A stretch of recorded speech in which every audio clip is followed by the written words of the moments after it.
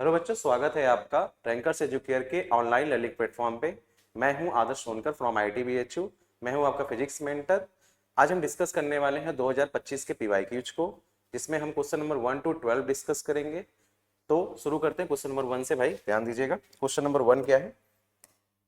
Question number 1 है, in the given circuit the resistance of the galvanometer G is equal to भाई 100 ohm. Resistance of the box R contributes कितना है भाई 4900 ओम। तो इसका resistance है भाई 4900 ओम। Just a minute. और इसका रेजिस्टेंस कितना है भाई 100 ओम। व्हेन की इज क्लोज्ड, के क्या कह रहा है क्लोज यानी ऑन हो जाए। The needle of galvanometer deflects 20th division यानी 20 डिवीजन चलता है। The figure of merit of galvanometer as, यानी वो कह रहा है कि करंट पर डिवीजन क्या होगा, करंट पर डिवीजन, इसको बोलते हैं फिगर ऑफ मेरिट। सही, क्या बोल सकते हैं, figure of merit. Figure of merit यानी करंट पर डिवीजन कितना होगा, ये हमें निकालना है। तो सबसे पहले हमें क्या निकालना पड़ेगा, करंट और divide by number of division, number of division. ठीक है,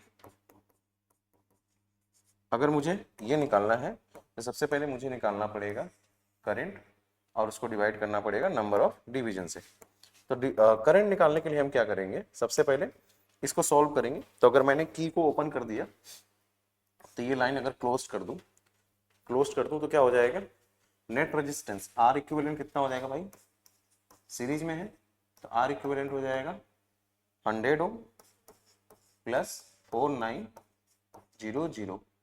तो R equivalent is equal to कितना हो जाएगा 5000 ओम। 5000 ओम हो जाएगा। फिर हमें निकालना है करंट, तो आई इज इक्वल टू हो जाएगा V बाई आर। सही है, तो V की वैल्यू 2 है और R की वैल्यू कितना हो गया 500। तो इसको मैं ऐसे भी लिख सकता हूँ 2/5 इंटू 10⁻⁻4 या 0.4, सॉरी 10⁻⁻4 नहीं 10⁻⁻3, क्योंकि 3 जीरो ऊपर जाएगा ना। तो इज इक्वल टू 5 4 जा 20, तो 0.4 इंटू 10⁻³ एम्पियर। ये तो करंट आ गया। तो करंट आ गया, तो अगर मुझे निकालना है ये, तो मैं क्या लिखूंगा, आई की वैल्यू 0.4 इंटू 10⁻³ और डिवाइड बाई कितना हो जाएगा 20। तो 22 जा 40, इसको मैं ऐसे लिख सकता हूँ 0.02 और इंटू 10⁻³ एम्पियर, एक second, ampere per division, ampere per division. तो 0.02, इसको मैं ऐसे लिख सकता हूँ 2 इंटू 10⁻⁵ एम्पियर पर क्या डिवीजन। ठीक है, तो ये आपका आसान क्वेश्चन था, 2 इंटू 10⁻⁵, जिससे फर्स्ट ऑप्शन आपका क्या हो गया करेक्ट।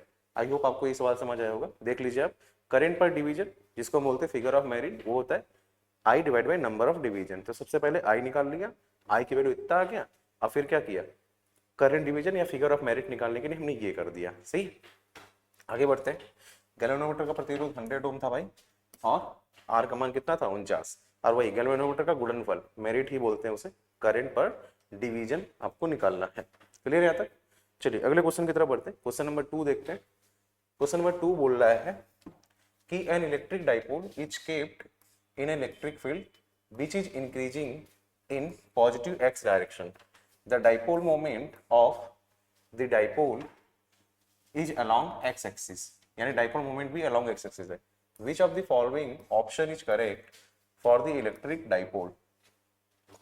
कह रहा है एक विद्युत द्विध्रुव को एक विद्युत क्षेत्र में रखा गया, प्लस x डायरेक्शन में बढ़ रहा है द्विध्रुव, यानी विद्युत क्षेत्र बढ़ रहा है। द्विध्रुव का द्विध्रुव आघूर्ण प्लस x दिशा के अनुदिश है। विद्युत द्विध्रुव के लिए निम्नलिखित में कौन सा विकल्प सही है, विद्युत द्विध्रुव के लिए कौन सा विकल्प सही है। तो ध्यान दो भाई, अगर हम बात करें तो ये है तुम्हारा, मान लो x डायरेक्शन में इलेक्ट्रिक फील्ड है प्लस x एक्सिस में, और इसकी वैल्यू बढ़ रही है, इसकी वैल्यू इस डायरेक्शन में क्या कर रही है, बढ़ रही है। तो यहाँ पे अगर मैं डाइपोल रख दूं, एक डाइपोल, जरा कंडीशन समझिएगा सवाल वाला क्या बोल रहा है। मान लो ये माइनस क्यू और ये प्लस क्यू,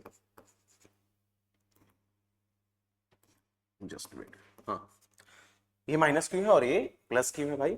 अब इलेक्ट्रिक फील्ड का जो डायरेक्शन है, डायरेक्शन एक्स एक्सिस में वो बढ़ रहा है, तो यहाँ पे इलेक्ट्रिक फील्ड कम होगा। इस वाले लाइन में अगर मैं बात करूं तो इलेक्ट्रिक फील्ड क्या होगा, कम। और अगर इस वाले चार्ज की बात करूं तो यहाँ इलेक्ट्रिक फील्ड क्या होगा, ज्यादा। इलेक्ट्रिक फील्ड ज्यादा होगा, यहाँ पे ज्यादा है और यहाँ पे क्या है, कम। तो इसका मतलब इस चार्ज पे, प्लस वाले चार्ज पे इधर फोर्स लगेगा F is equal to Q E, ये भी ज्यादा होगा क्योंकि सेम डायरेक्शन में इलेक्ट्रिक फील्ड का डायरेक्शन। और यहाँ पे F इज इक्वल टू लगेगा इधर की तरफ, जिसे हम बोलेंगे माइनस क्यू ई। ये वाला F कितना हो जाएगा, माइनस क्यू। एक फोर्स इधर लगेगा, एक फोर्स ये, लेकिन ये ज्यादा है और ये क्या रहेगा, कम। ये क्या रहेगा भाई, कम। यानी नेट डाइपोल कहाँ, नेट फोर्स कहाँ रहेगा, इस डायरेक्शन में, प्लस एक्स एक्सिस में नेट फोर्स, क्योंकि ये ज्यादा है और ये कम है। ये ज्यादा है और ये कम है, तो नेट फोर्स इधर की तरफ रहेगा। नेट फोर्स किधर रहेगा, प्लस एक्स एक्सिस में। किधर रहेगा भाई, प्लस एक्स एक्सिस पे। किस पे, नेट फोर्स डाइपोल पर। सही, नेट फोर्स ऑन डाइपोल लिख सकते हो। ठीक है, अब हमें ऑप्शन पढ़ना है और देखना है कि कौन सा ऑप्शन करेक्ट होगा। यहाँ पे डाइपोल, यहाँ पे ये रोटेट नहीं करेगा, कोई भी टॉर्क जनरेट नहीं होगा। यहाँ पर कोई भी टॉर्क जनरेट नहीं होगा। ठीक है, यहाँ पे कोई भी टॉर्क जनरेट नहीं होगा। टॉर्क जनरेट तब होता जब फोर्स क्या होता, डिस्प्लेसमेंट के परपेंडिकुलर होता। देन क्या होता, डिस्प्लेसमेंट बोल सकते हो या रेडियस वेक्टर के क्या होता, परपेंडिकुलर। बट यहाँ पे फोर्स क्या लीनियर है, तो यहाँ पे बस फोर्स अप्लाई होगा। तो कह रहा है electric dipole will not experience any force presence of the electric field. नहीं, ऐसा नहीं है, फोर्स तो लगेगा, फोर्स तो लगेगा। हाँ, अगर इलेक्ट्रिक फील्ड कांस्टेंट होता तो नेट फोर्स जीरो होता, तब ये ऑप्शन करेक्ट हो सकता था। तो विद्युत क्षेत्र ई की उपस्थिति में विद्युत द्विध्रुव किसी बल का अनुभव नहीं करेगा, नहीं, गलत बात। Electric dipole will experience force and trying to align perpendicular to the direction of electric field। नहीं भाई, perpendicular नहीं, in the direction of electric field होना चाहिए था। in the direction of electric field होता। हमेशा याद रखिएगा, जो आपका डाइपोल है वो हमेशा अपने आप को कोशिश करता है in the direction of electric field में ले जाने की, यानी वैद्युत क्षेत्र की दिशा में रखने की कोशिश करता है हमेशा, यानी 0 डिग्री बनाने की कोशिश करता है, परपेंडिकुलर नहीं। दूसरा ऑप्शन भी क्या हो जाएगा, इनकरेक्ट। अगला, electric dipole will experience a net force in plus axis. हाँ बिल्कुल सही बात है। अब कह रहा है electric dipole experience a net force x direction. X direction नहीं, कौन सा direction, plus x direction. X direction में तो प्लस भी आ जाएगा और माइनस भी। सही, तो याद रखिएगा, यानी third option is correct. I hope आपको ये सवाल समझ आएगा। ये तो कॉन्सेप्चुअल लर्निंग है, आपको ये डायग्राम तो दिमाग में चल रहा होगा कि यहाँ पे कम फोर्स होगा, यहाँ ज्यादा फोर्स होगा, यहाँ कम बल, यहाँ ज्यादा बल, तो ज्यादा बल जिधर है उधर ही जाएगा। तो ज्यादा बल किधर है, प्लस एक्स एक्सिस की तरफ है, इसलिए नेट फोर्स भी किधर आएगा, प्लस एक्स एक्सिस की तरफ आएगा। ठीक है, चलिए अगले सवाल क्वेश्चन नंबर 3 को देखते हैं। क्वेश्चन नंबर 3 में पूछा जा रहा है आपसे कि भाई an electron in a hydrogen atoms emits wavelength during the transition given below, arrange this wavelength in ascending order।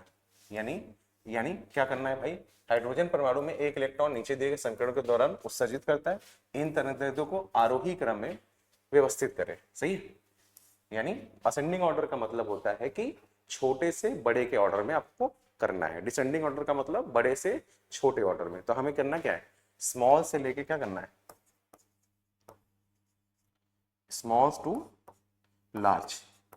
अब स्मॉल टू लार्ज देखने के लिए सबसे पहले हमें पता है कि E बराबर क्या होता है, HC बाई लेमडा। तो लेमडा इज इक्वल टू क्या होगा, HC बाई E। ये फॉर्मूला आई होप आपको पता होगा। अब हमें देखना पड़ेगा कि किसका एनर्जी ज्यादा है और किसका एनर्जी क्या है, कम। किसका एनर्जी ज्यादा है और किसका एनर्जी कम, ये देखना पड़ेगा। अब वो देखने के लिए क्या करना पड़ेगा, ध्यान दीजिए, आपको ये पता है कि 1 लेमडा इज इक्वल टू कितना होता है भाई, इसको डायरेक्ट लिख सकते हैं। ई बराबर हमें पता है कि -13.6। सही, एन स्क्वायर होता है, -13.6 क्या होता है, एन स्क्वायर। ठीक है, okay okay.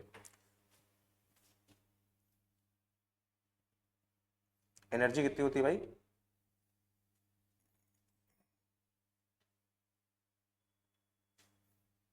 -13.6 divide by N square. सही, ये कि तो किस में होता है, इलेक्ट्रॉन वोल्ट में। ये किस में होता है, इलेक्ट्रॉन वोल्ट में। अब हम क्या करेंगे, सभी वैल्यूज को रखेंगे और निकालेंगे। अच्छा यहाँ पे अगर मैं डेल्टा ई लिखूं तो मैं लिख सकता हूं E2 minus E1, E2 minus या E final minus E initial.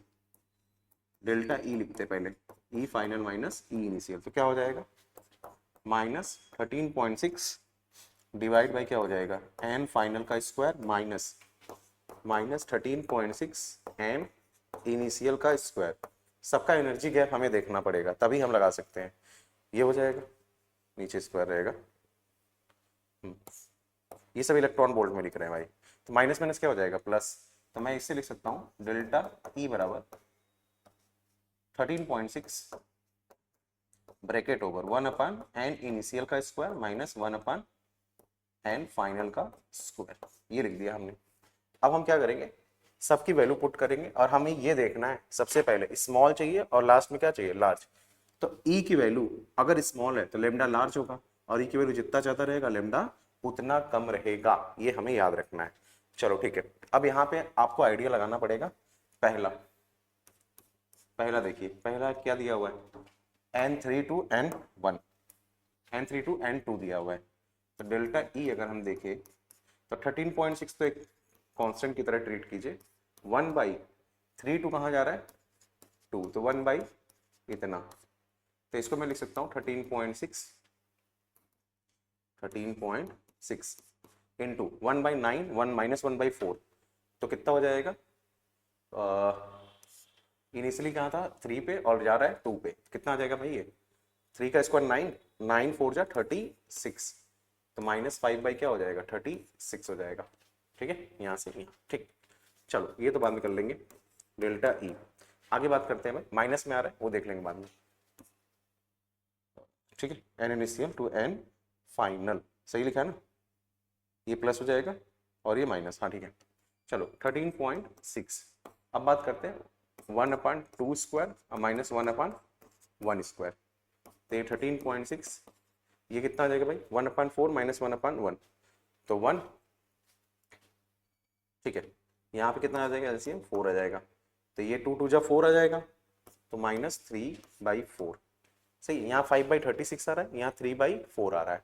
ठीक है, अब हमें देखना पड़ेगा, ये दो ऑप्शन से भी कंपेयर कर सकते हो। इन्फिनिटी टू 1 आते तो delta E is equal to कितना हो जाएगा सी पार्ट में, ये ए हो गया, बी सबको निकालना पड़ेगा भाई तभी आप कर पाएंगे।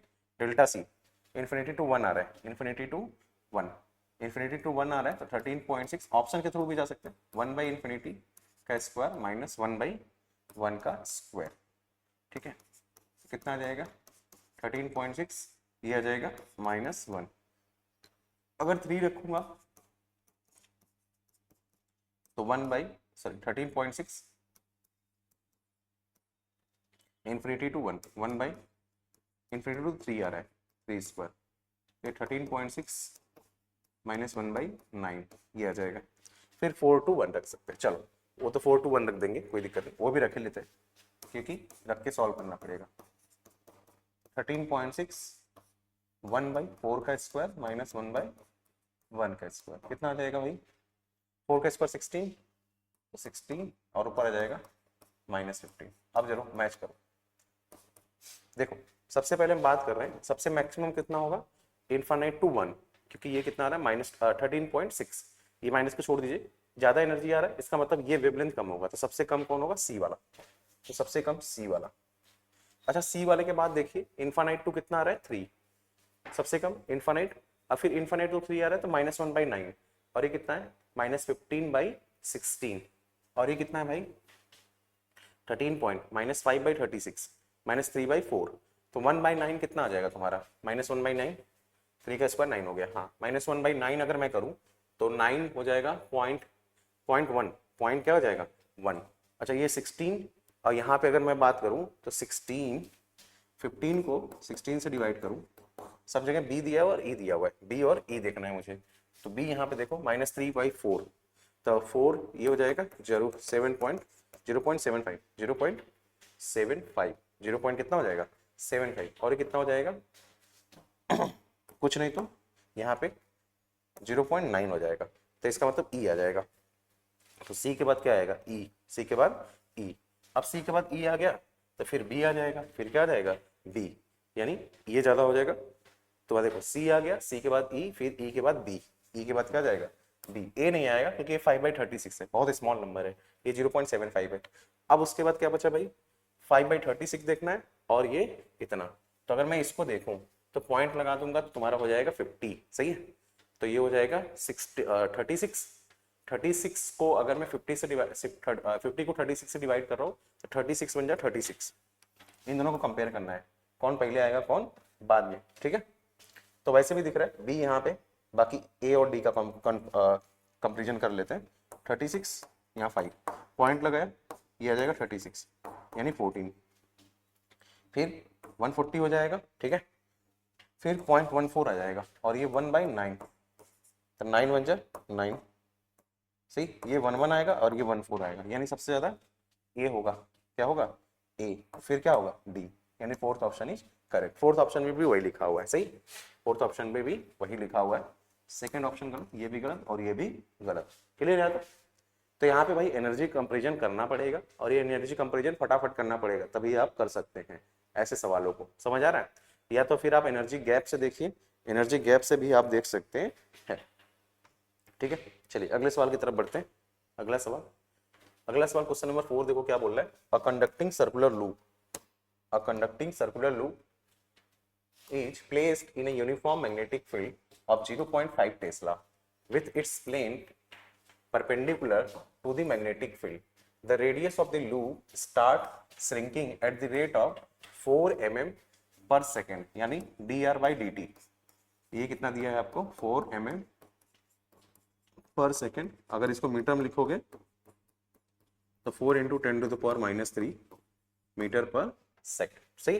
डिक्रीज हो रहा है तो माइनस लगा सकते हो, बट कोई दिक्कत नहीं। कह रहे व्हेन द रेडियस कितना था, 4 सेंटीमीटर। तो बताइए क्या ईएमएफ, क्या बताना है भाई, ईएमएफ बताना है, सही। कह रहे एक वृत्ताकार चालक लूप में मैग्नेटिक फील्ड कितना दिया हुआ है, 0.5 टेस्ला। चुंबकीय क्षेत्र का मान 0.5 टेस्ला है, जिसका तल चुंबकीय क्षेत्र के लंबवत है, यानी अगर मैं थीटा देखूं तो 0 डिग्री होगा। थीटा कितना होगा, 0, ठीक है। एरिया वेक्टर से काउंट होता है और इसका जो त्रिज्या है वो 4 mm पर सेकंड से घट रहा है, तो 4 mm पर सेकंड से सिकुड़ने लगता है। जब लूप की त्रिज्या कितनी है, 4, तो लूप में प्रेरित विद्युत वाहक बल बताओ। तो हमें पता है, वी नो दैट ईएमएफ का डेफिनेशन क्या होता है, -d∅/dt, ये φb होता है। और इसी को माइनस की जगह आप मॉड भी ले सकते हो, सी। तो d∅ की जगह लिख दो ba cos थीटा और डिवाइड बाय क्या, dt। b a को बाहर ले लो, a चेंज हो रहा है ना यहाँ पे, तो b cos थीटा को बाहर ले लो, cos थीटा और da/dt, ठीक है। ये कॉन्सेप्ट अप्लाई करोगे। अब जब ये कॉन्सेप्ट अप्लाई करोगे तो आपको ईएमएफ मिल जाएगा। चलो सॉल्व करते हैं। ईएमएफ इज इक्वल टू क्या हो जाएगा, बी की वैल्यू 0.5 cos 0, यहाँ पे रखो डी ऑफ ए की वैल्यू कितनी हो जाएगी, πr², तो हो जाएगा 0.5, ठीक है। पाई बाहर आ जाएगा, आर स्क्वायर का डिफरेंशिएशन 2r और r का फिर से करना पड़ेगा, तो dr/dt। थोड़ा मैथ लगेगा इसमें। अब इसके बाद 0.5 पाई 2r, r की वैल्यू कितना दिया हुआ है, r की वैल्यू 4 सेंटीमीटर, तो मीटर में कन्वर्ट कर लो, 4 × 10⁻²। और dr/dt कितना गिवन है, 4 × 10⁻3, सही है। मल्टीप्लाई करो, 2 5 10 है तो 1 हो जाएगा, 4 4 16 पाई और इंटू 10⁻, कितना, -5। अच्छा इसको मैं ऐसे भी लिख सकता हूँ, 160 पाई इंटू 10⁻⁻6 या 160 पाई माइक्रो, ठीक है, 160 पाई माइक्रो और माइक्रो वोल्ट, ठीक है। तो कितना आ जाएगा, 160 पाई माइक्रो वोल्ट, क्योंकि सारा ऑप्शन किसमें दिया हुआ है, माइक्रो में गिवन है, ठीक है। तो यहाँ पे बस आपको ई का फॉर्मूला पता होना चाहिए और ई के फॉर्मूले को आप क्या करेंगे, डिफरेंशिएट करके आप सॉल्व कर सकते हैं, ठीक है। चलिए आगे बढ़ते हैं, अगले सवाल की तरफ देखते हैं। Just a second.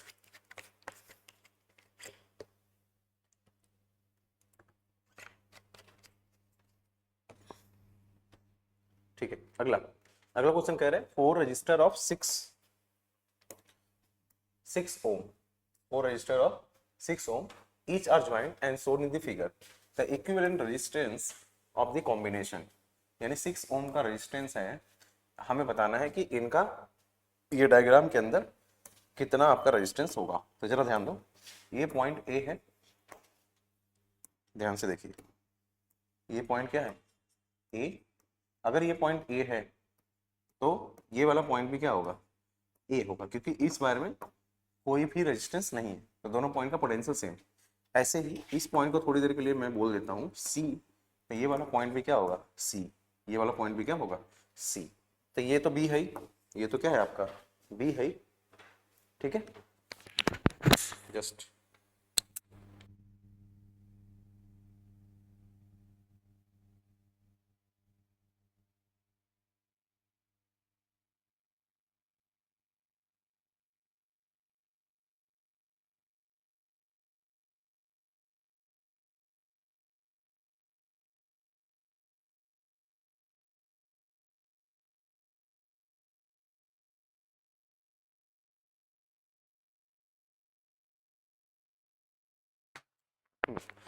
ध्यान दीजिए भाई,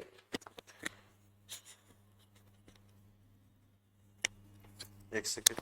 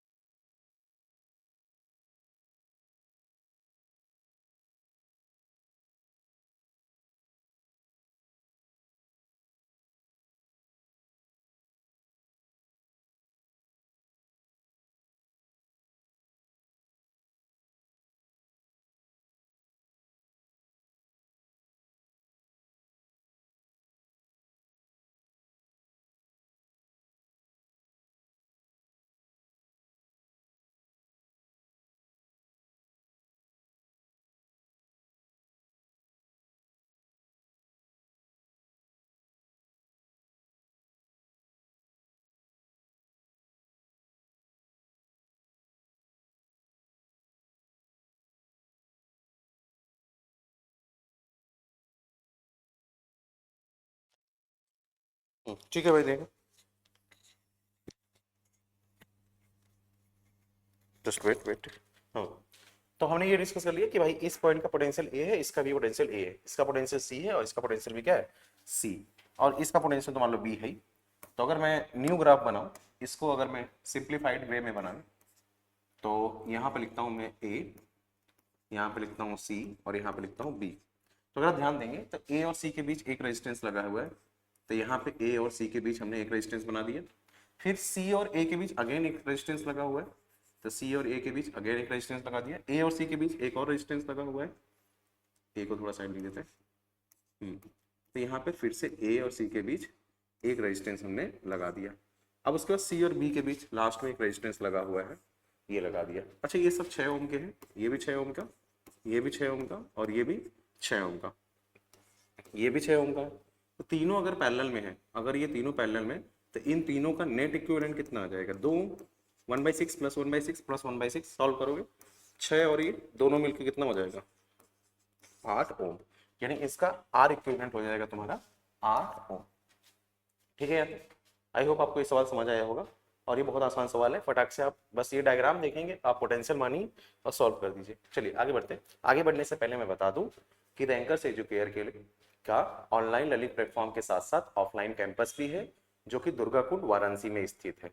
यहाँ पर ऑफलाइन में आपको लाइव क्लासेस भी मिलेंगी, मतलब रिकॉर्डेड क्लासेस भी मिलेंगी, क्लास रिकॉर्ड भी हो जाता है और क्लासेस आपकी ऑफलाइन भी चलेंगी, साथ साथ में ऑफलाइन टेस्ट होंगे, ऑफलाइन टेस्ट के साथ आपको ऑफलाइन मटेरियल भी मिलेंगे, डाउट सेशन भी रखा जाएगा, ऑनलाइन टेस्ट भी होंगे। ठीक, और ऑनलाइन अब जब ज्वाइन करेंगे तो आपको रिकॉर्डेड एंड लाइव क्लासेस मिलेंगी और उसके साथ साथ आपको पीडीएफ नोट्स मिलेगा, स्ट्रक्चर स्टडी प्लान मिलेगा, टेस्ट सीरीज होगा भाई, प्रैक्टिस सेशन उसके रखे जाएंगे, ऑनलाइन डाउट सेशन रखा जाएगा। और इस सब आप ऑनलाइन ज्वाइन करना चाहते हैं तो आप रैंकर्स एजुकेयर का जो ऑफिशियल ऐप है वो प्ले स्टोर से आप डाउनलोड कर सकते हैं। और ऑनलाइन ज्वाइन करना ऑफलाइन ज्वाइन करना चाहते हैं तो आप इन नंबरों पर इंक्वायरी कर लीजिए 9415190556 8874153332 पे। इस पे आप ऑनलाइन और ऑफलाइन दोनों के बारे में पूछ सकते हैं। ऑनलाइन ज्वाइन करना है तो ऑनलाइन क्या करना पड़ेगा, कैसे पेमेंट करनी पड़ेगी, कैसे ऐप डाउनलोड करना है, ये सब सारी चीज़ें आप इन नंबरों पे पूछ सकते हैं। और अगर ऑफलाइन ज्वाइन करना है तो ऑफलाइन क्या और व्यवस्थाएं मिलेंगी, कैसे हमें प्रोसीड करना है, क्या करना है, वो आप इन नंबरों पर जानकारी ले सकते हैं। ठीक है, चलिए आगे बढ़ते हैं। आगे बढ़ते हैं भाई, अगला क्वेश्चन हमारा दिया हुआ है। अगला क्वेश्चन है identify electromagnetic wave, identify electromagnetic wave as per their following use. यानी ये आपके इलेक्ट्रोमैग्नेटिक वेव है और इनका यूज बताना है। सही, यहाँ पे ये है, ये आपका बी, आपका ए है भाई, ये बी है और ये सी और ये डी है। ठीक है, कह रहे हैं lambda 1 is used to produce heating effect. अगर हीटिंग इफेक्ट है तो अगर मैं इसकी बात करूं तो हीटिंग इफेक्ट के लिए हम यूज करते हैं इंफ्रारेड। क्या यूज करते हैं? इंफ्रारेड। ठीक है, हीटिंग इफेक्ट के लिए हम यूज करते हैं इंफ्रारेड। तो इंफ्रारेड कौन से में है? Fourth option incorrect, incorrect. Infrared इसमें, इंफ्रारेड इसमें है। ठीक है, अगर हम बात कर रहे हैं लैम्डा 2 सैटेलाइट कम्युनिकेशन, सैटेलाइट के लिए हम यूज करते हैं माइक्रोवेव। माइक्रोवेव का यूज करते हैं भाई, ये यूज जब पढ़ेंगे आप इनका तो आपको पता चल जाएगा। तो यहाँ माइक्रोवेव दोनों में है। सही है, फिर बात करते हैं ओजोन लेयर क्या करता है, एब्जॉर्ब करता है किसको भाई? अल्ट्रावायलेट को, अल्ट्रा वायलेट। सही है, हाँ। Lambda 4 used for studying crystal structure, crystal structure पढ़ने के लिए हम एक्सरेज का यूज करते हैं, एक्सरेज का यूज करते हैं भाई। तो विजुअल नहीं होगा, एक्सरेज, यानी थर्ड ऑप्शन इज करेक्ट। समझ आ रहा है? आई होप आपको ये समझ आ गया होगा। चलिए, तो बस इसमें क्या करना था, आपको यूजेस पता है तो आप यूजेस पढ़िए और उनका ऑप्शंस टिक करके आगे बढ़ जाइए। ठीक है, और ये मात्र 10-15 सेकंड का सवाल है, फटाफट पढ़ेंगे, आप कर लेंगे। चलिए आगे क्वेश्चन पूछ रहा है the rate of change of current produce EMF कितना? 100। An inductor of the inductance of 10 Henry, यानी धारा के परिवर्तन की दर जो 10 हेनरी प्रेरकत्व वाले एक प्रेरक में 100 वोल्ट का प्रेरित विद्युत वाहक बल उत्पन्न करता है। तो हमें डेफिनेशन पता है कि E बराबर क्या होता है? -L di/dt। ये है करंट का चेंज होना, the rate of change of current. तो हमें ये निकालना है di/dt। तो मैग्नीट्यूड से चलेंगे हम लोग। तो di/dt अगर मुझे निकालना है तो कितना हो जाएगा? E/L। तो E कितना हो गया तुम्हारा? 100 और L कितना दिया हुआ है? 10। तो ये आ जाएगा 10 एम्पियर पर सेकेंड। सही, 10 ampere per second. Second option is correct. ये तो बहुत आसान सवाल है, फॉर्मूला बेस्ड सवाल, फॉर्मूला में वैल्यू पुट कीजिए और आंसर बता दीजिए। क्वेश्चन नंबर 8 की तरफ बढ़ते हैं। क्वेश्चन नंबर 8 है हमारा, क्वेश्चन नंबर 8 ध्यान दीजिएगा। कह रहा है when a radiation is incident on a metal surface of work function phi naught, photoelectrons are emitted with some maximum kinetic energy k. If the frequency of the incident radiation is double, the maximum kinetic energy of the emitted photon will be कम। यानी अब कितना हो जाएगा? कार्यफलन phi not है, किसी धातु की सतह पर कोई विकिरण आपतित होता है, कुछ अधिकतम गतिज ऊर्जा k के साथ प्रकाश इलेक्ट्रॉन उत्सर्जित होते हैं। सही, यदि आपतित विकिरण की आवृत्ति दोगुनी कर दी जाए तो उत्सर्जित प्रकाश इलेक्ट्रॉन की अधिकतम गतिज ऊर्जा हो जाएगी। यानी जो इलेक्ट्रॉन उत्सर्जित हो रहा है उसकी अधिकतम गतिज ऊर्जा कितना हो जाएगा? ठीक है, हमें ये देखना है। तो सबसे पहले पहले कंडीशन में ये है कि हमें पता है कि E बराबर क्या होता है? Phi not work function plus K max ठीक है, और के मैक्स को इसने के बोला है तो हम के लिख देते हैं। तो ये हो गया, और इसी को मैं ऐसे भी तो लिख सकता हूँ H nu not is equal to phi not plus K. ये condition number first. Condition number second क्या बोल रहा है? कंडीशन सेकंड बोल रहा है कि अब जो ना फ्रीक्वेंसी को टू टाइम्स कर दो, तो एच न्यू की जगह 2 nu not is equal to phi not और प्लस के डैश। मान लेते कनेक्टिंग एनर्जी चेंज हो गया, वर्क फंक्शन तो नहीं चेंज होगा, तो ये क्या हो जाएगा तुम्हारा H nu not is equal to phi not और प्लस के डैश। अच्छा, एच न्यू नॉट की वैल्यू तो हमें पता है फाई नॉट प्लस के, तो यहाँ पे पुट कर देते फाई नॉट प्लस के, ये वाली वैल्यू यहाँ पे हमने रख दिया। तो फाई नॉट प्लस क्या हो जाएगा के डैश, मल्टीप्लाई करो 2 फाई नॉट और plus 2k is equal to phi not plus K dash. ये कितना हो जाएगा भाई? फाई नॉट को उधर शिफ्ट कर दो, तो 2 phi not minus phi not और प्लस क्या 2k इज इक्वल टू हो जाएगा आपका के डैश, यानी फाई नॉट और plus 2k is equal to क्या हो जाएगा के डैश। ये हो जाएगा आपका आंसर। यानी जो नया वाला काइनेटिक एनर्जी है वो पहले के 2 गुने से क्या हो जाएगा, थोड़ा ज्यादा, क्योंकि वर्क फंक्शन ऐड है। तो 2k प्लस क्या हो जाएगा, 2k प्लस कितना हो जाएगा फाई नॉट। बहुत सारे लोग 2k लगाते थे डायरेक्ट, नहीं, डायरेक्ट कनेक्टिंग एनर्जी दोगुना नहीं होगा, दोगुने से थोड़ा ज्यादा होगा, क्योंकि वर्क फंक्शन क्या हो जाएगा, इसमें कुछ ना कुछ ऐड हो जाएगा। ये बात याद रखेंगे, समझ आ रहा है? क्लियर है? तो चलो, आई होप आपको ये क्लियर हो गया होगा। आगे बढ़ते हैं, अगले सवाल को देखते हैं। अगला सवाल क्वेश्चन नंबर 9 क्या बोल रहा है? The magnetic field in a plane electromagnetic wave, the magnetic field in a plane electromagnetic wave is given by B is equal to 3 into 10 to the power minus 7 sine 1.5x plus 5 into 10 to the power 8 t, where x is in meter and t in second. Wavelength of the wave पूछ रहा है, ये तो आसान सवाल है। B बराबर क्या गिवन है अपने को? 3 into 10 to the power minus 7 sign, ठीक है। एक समतल विद्युत चुंबकीय तरंग में चुंबकीय क्षेत्र का इक्वेशन दिया हुआ है, sine 1.5x plus 5 into 10 to the power 8 t द्वारा दिया गया है, जहां x मीटर में और t सेकंड में। तरंग दैर्घ्य बताना है, तो इसको कंपेयर करो इक्वेशन से। b बराबर b not sine kx plus omega T, kx plus omega T, या ओमेगा टी माइनस kx, ऐसे भी कंपेयर कर सकते हैं, ठीक है। तो kx प्लस ओमेगा टी, तो k की वैल्यू कितना हो गया यहाँ से 1.5 हो जाएगा, और k बराबर होता है 2 pi by lambda is equal to 1.5, तो 2 pi divide by 1.5 is equal to lambda.